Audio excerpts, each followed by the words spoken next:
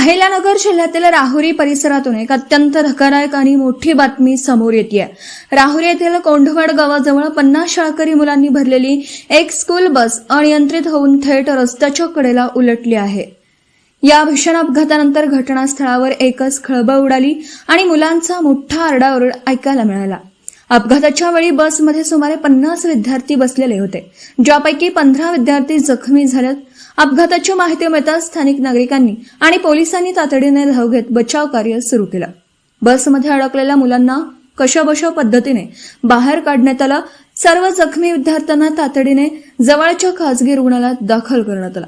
सध्या या रुग्णालयात त्यांच्यावर उपचार सुरू असून मिळालेल्या माहितीनुसार एका विद्यार्थ्याची प्रकृती चिंताजनक आहे। सुदैवाने या अपघातात कोणतीही जीवितहानी झालेली नाही।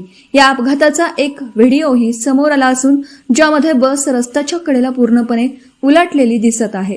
हा अपघात नेमका कसा झाला, बस चालकाचं नियंत्रण सुटले की काही तांत्रिक बिघाड होता, याचा तपास आता पोलीस करत आहेत। मात्र या घटनेमुळे सर्व पालकांमध्ये अत्यंत चिंतेचं आणि भीतीचं वातावरण पसरलं आहे।